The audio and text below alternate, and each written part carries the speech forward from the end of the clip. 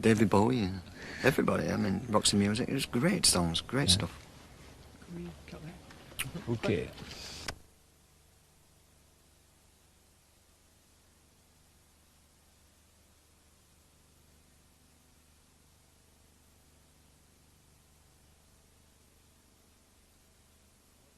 When are we going to start with this? We're going to start with... Camera running. 13, take 1. Okay, settle everybody, and here. Okay, Mick, if you could just tell us about how you developed that very distinctive guitar sound that dominated those records. The guitar sound, a lot of the guitar sound that's on them records was... you see here I have a Telecaster. I mean, a lot of it was played... Most of it was played with a Les Paul. In fact, all of it was played with a Les Paul.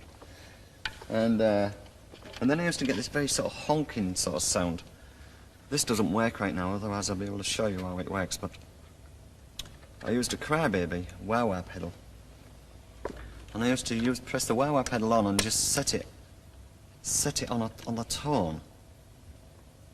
And just leave it like that. And I used to get this very kind of honking tone out of the amp. It was very middle sound.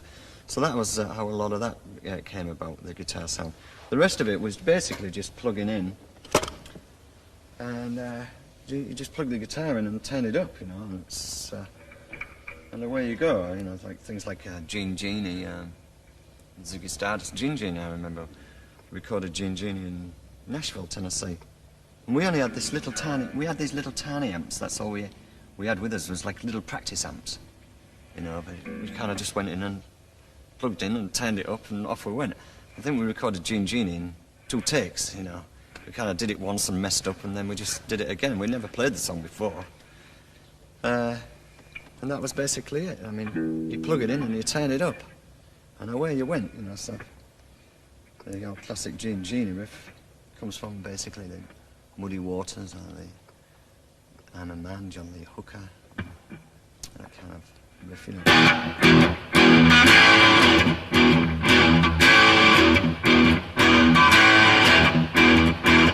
It's very simple, very simply done, you know.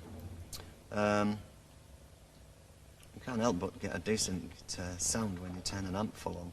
But it never went through lots of pedals and things, you know. You just kind of basically plugged into the amp and turned this thing up. What about other songs, you know, say like Ziggy, you know, I mean, just could you take us through that, or play us a bit of that? Maybe just play a couple more chords actually as well, mate. I'll try and play through it. It's pretty cold here. I'm sitting in the Hammersmith Odeon here, and it's kind of the end of October, and it's pretty cold. It's pretty cold outside. It's pretty cold in here too. But my hands are pretty cold. But the Ziggy Stardust riff, it's the same thing, you know. There's just you know, plugged in and turned the amp up and...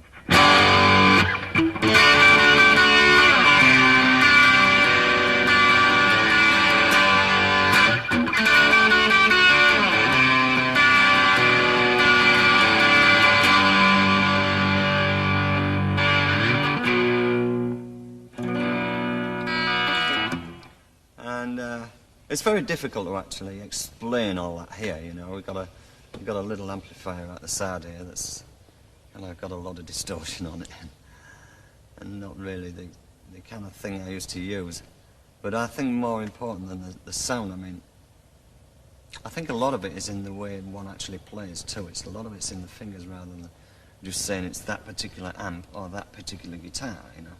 I think it's kind of more like something that you would say is a recognisable style or approach to playing, you know. The equipment helps a little bit, but I think more often than not it's in your own personality, it's in your own makeup, it's in your own fingers, you know. Well, what do you think you're expressing of yourself through that, you know, as you say, through your fingers and your playing? I don't know. It depends what it is. It depends how you feel at the time, you know. It depends where you're playing. It depends what kind of... Depends how you feel, you know. You feel different things different times when you're playing, you know. I mean, I think I used to get rid of a lot of anger and maybe frustration, you know, like by playing loud and heavy, you know. Kind of relieved a lot of tension, maybe, you know. And that goes again with saying, like, you know, when you're on stage playing, it's almost you become a different person, you know. You're allowed to do these things, you know, quite normally, and you feel quite normal doing it too. It's not something you would walk around, you know, 2 o'clock in the afternoon showing that kind of emotion or something, you know.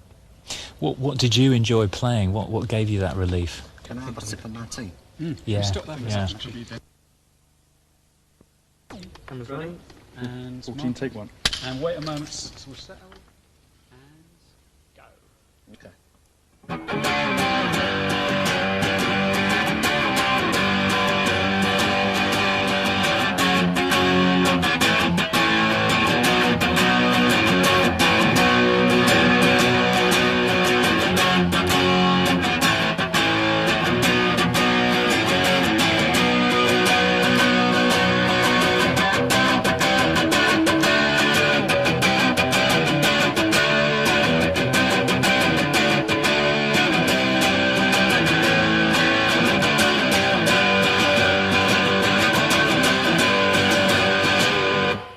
Well, that's like hang on to yourself. I mean, pretty much that was strap the guitar on and thrash it to death, basically. You know. But that was good. I mean, you know, a lot of the songs had good sort of melodic content, even just chords. You know, just playing the chords had some sort of melody to it, which I always liked. You know.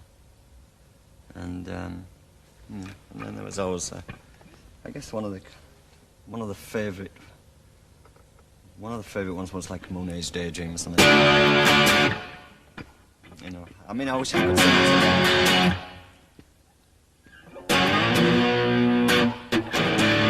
I can't even remember it, so we won't do that one.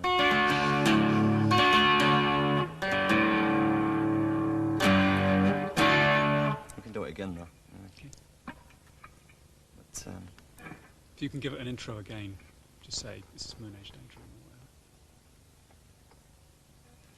okay, and I guess one of the other favourite ones was Moon Age Daydream. That was always a kind of a pretty good one to do. I can't sing it for you, but I can play it here. And it started off like I'm an alligator. Yeah?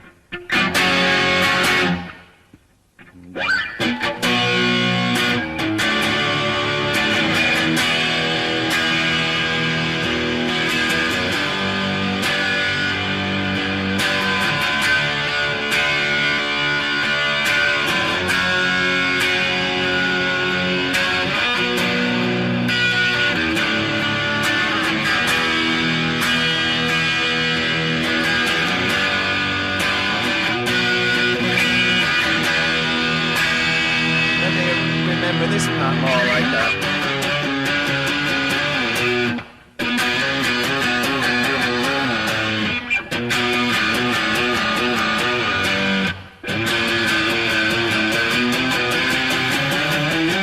I forget how it goes, but I mean that's somewhat how it went. Thanks. It's a long time ago since I played these things. Can we stop that, please? Yeah, That was reloading. that was Second camera's at 25 frames, transfer to 16mm with a cassette copy. This is roll 3. Thank you. 15.1.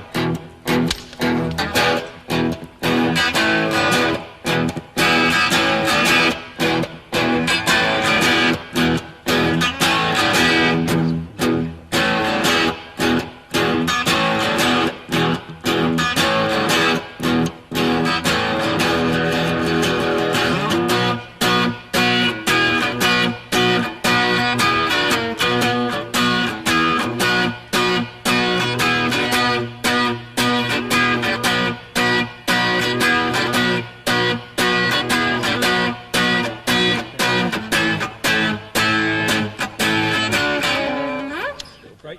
However it goes. Can't remember either too well. Can